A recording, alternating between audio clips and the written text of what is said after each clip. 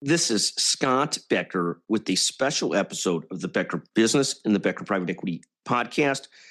We try each day to bring you a market insight or business insight episode, plus an interview, an episode with a brilliant business leader. Today, we're thrilled to be joined by the founder and chief executive officer of Priority Search Management, Chris Lacy.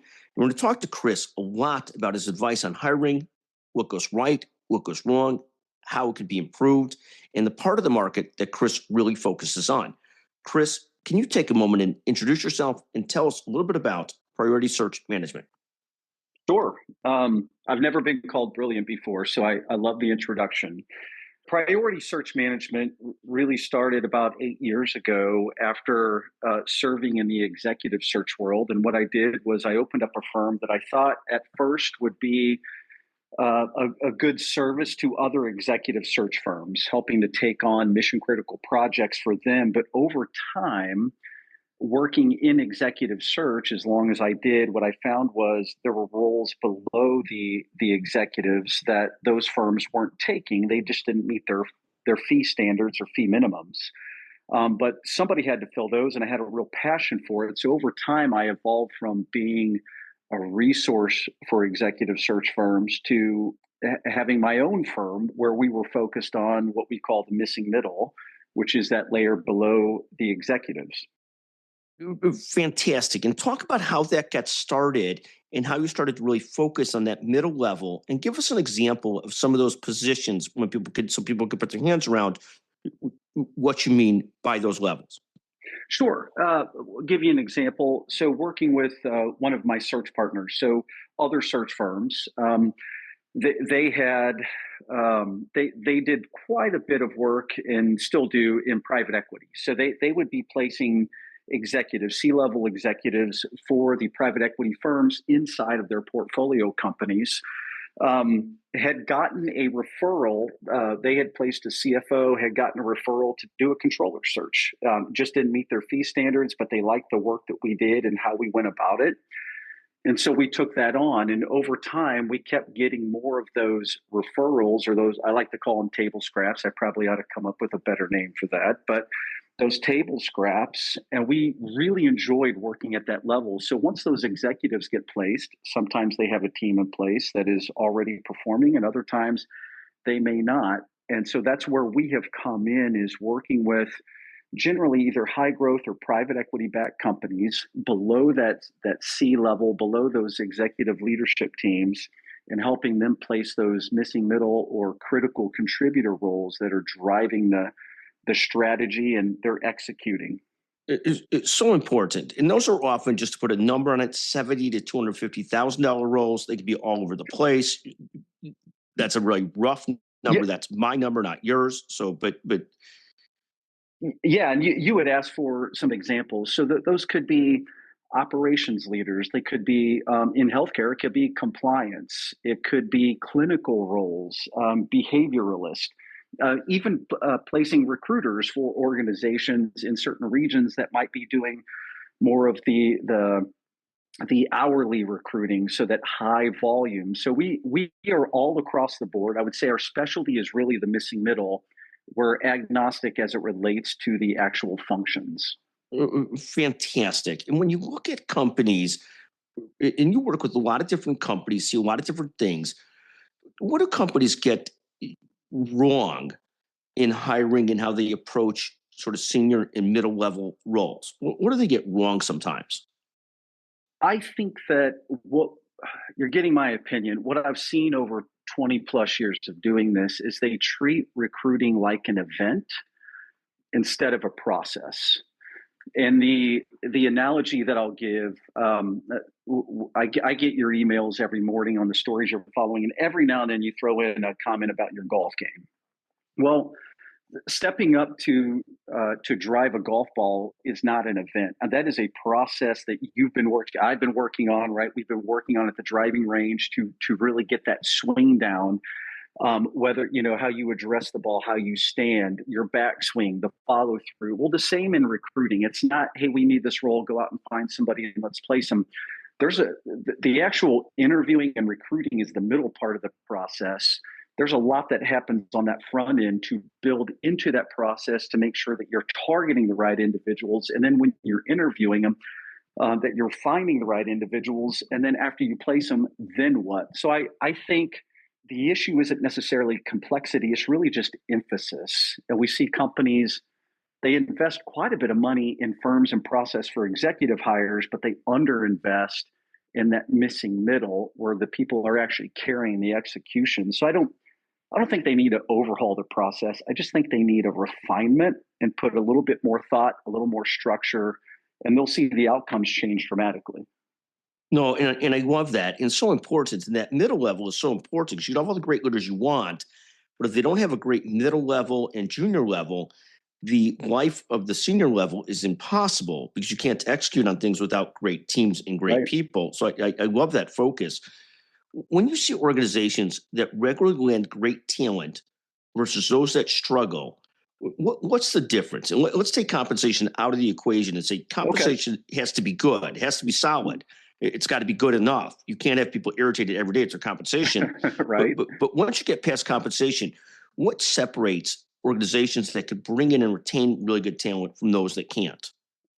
I think clarity around impact that beats cash every time. And this is where I think the really good organizations separate from everyone else is they sell impact, not role and responsibilities. So the what that would mean if we're putting it into practice is you're clearly communicating to a candidate what they get to build, what they get to own, what success will unlock next. And every role carries impact, whether it's a direct impact to revenue or it's an indirect impact. Being able to sell that impact, I say sell, but sell that impact so candidates know, hey, if I'm going to make a change, this is the impact I'm going to have. It's not just the role and responsibility. And I think stronger candidates are willing to engage when they hear that. But I do think that the other thing that organizations that land great talent do is they communicate up front what those challenges are. And that way there's no surprises for anyone coming in. And that's where sometimes companies miss is they move too fast through the process and candidates may accept a role without fully understanding the obstacles. And once the reality hits too late, that's where the retention suffers. 100%. So people knowing up front, here's where you're going to have an impact. Here's maybe who you're going to work with. Here's the things you're going to do. And here's the overall gestalt of what you're going to do and what's going to be expected of you, and vice versa to see if that fits with what you're looking for. Let me ask you a question, Chris. It's such a changing job market. What Mhm. does search look like in this changing job market currently? And how do you think about it? And are candidates scared to leave, scared to move to new jobs? What are you seeing currently? Yeah, I don't think that they're scared. I do think it depends on function and some functions, right? So it could be accounting, it could be engineering, it could be clinical. They're a little bit more analytical in terms of their change. So they may not be more as apt to change on the commercial side or the relational roles. They may be more apt to at least hear or listen. And it really is just role to role, company to company. So I can't really say if it's a candidate driven market or a client driven market right now. It really just depends on the roles. But it's part of why we're talking today, Scott, is I do think refining the process helps regardless of what market we're in. No, I think that's so right. And talk about this as you see companies scale. Where do things go right between leadership expectations and results, or where might there be breakdowns? Where do you think things will go right as organizations scale with teams? I've seen examples of both. Give me some thoughts from you as to where it goes right, where you could have breakdowns. I I think the onboarding. I think that is the most critical piece to hiring. And again, we've talked about this as a process, not an event. So being able to establish up front exactly what you're looking for, exactly what challenges need to be solved, and then putting together what the ideal fit or background might be in a position, then going to market, doing the research. Once you find that candidate, Onboarding is where that breakdown happens after the hire. Everyone onboards, very few refine it, and I think scaling companies assume that like the clarity they've talked about in the process, it just transfers automatically. It doesn't. So somebody who, for example, if they're scaling up in their career, they've come from a $10 million organization, they're going to a 50 or $100 million organization. They may not automatically be built for that. And so those expect changes, especially in scaling companies, they change faster than the communication, and who absorbs a lot of that, the missing middle. So that's where that confusion comes in. And I think that's where as companies scale, the ones that get it right have we'll call it a refined or a thorough onboarding process, and it's just radical clarity around decision rights, success metrics, and there's a feedback cadence. They have that set, and candidates know coming in, I'm going to be getting feedback on a regular basis about where we are. And the whole point of that, Scott, is so that they can dig deep roots quick, because onboarding is where strategy either takes root or it dies quietly. No, thank you. And I love that. And that onboarding and getting people aligned early and correctly and onboarded and comfortable and thriving is so important. And if you don't take a lot of time on and energy on it early, it could drag on at suboptimal levels for years, quite frankly. Yeah. Chris, talk for a second about leaders are building teams, and speed matters because they're trying to grow quickly or they're trying to fill out a team quickly. If you're in the financial business, whatever business you're in, and you've got a CFO on a team, you need a controller, you need it now, or you've got to outsource it, and then you lose time in getting it right and how you want to get it. But when speed matters and a bad hire can cause challenges, how should you think about building teams? Alignment over pace. I have a client right now. They are scaling very quickly, and it's high pace, low alignment. And so it's almost the exact opposite. I think as leaders are building teams, there is the example you just gave is they need it now. And a lot of times what they move fast on is getting somebody in place versus moving fast on being radically clear around what the role is, around the scorecard of that role and what alignment looks like, versus just putting people in place. And I think the biggest example of this, since we're coming up on the Super Bowl and then we're going to go right into the NFL Combine, is just using the NFL as a comparison. This is my personal opinion, and we can do a whole coffee chat on this, but I think that their scouting is broken, and that is one where they have high pace, low alignment. A lot of people that come into the league don't really make it, so they focus on elite measurables, and there's low sustainability. Sometimes there's poor system fit. I think that if we slow down, so slow is smooth, smooth is fast. If we slow down on the clarity of the role, it will allow companies, and even us, we do this too with all of our clients.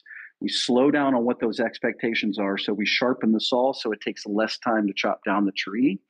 That's where we have our greatest success. And it's fascinating because there's such a temporary feeling of success when a role is filled. But if the role is filled quickly with the wrong person, you're back at it in a month or two or 6 months or so, versus going a little bit slower and sorting out what you really want and hiring the right person and setting the expectations correctly. I think that's a fantastic take. And we all know that feeling of, oh my God, we got the role filled. We filled that spot. We were so stressed. We didn't have a person for that spot. Now we filled it, but we didn't necessarily fill it with the right person. Let me ask you another question. When anybody hires, I've always taken the belief in businesses that it's always an educated guess as to whether somebody's going to work out or not.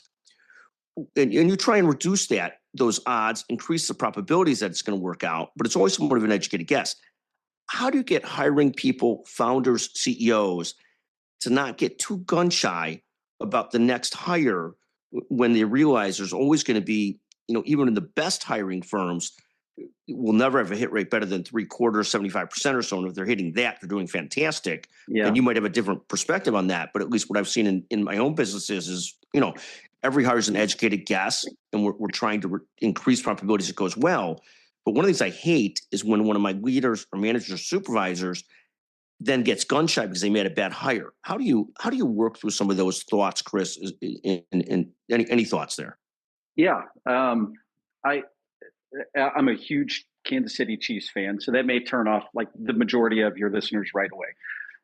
In their Super Bowl in 2019, Pat Mahomes threw two interceptions, and Andy Reid, the head coach, came up to him on the sideline, and the first thing he told him was keep firing, don't get gun shy.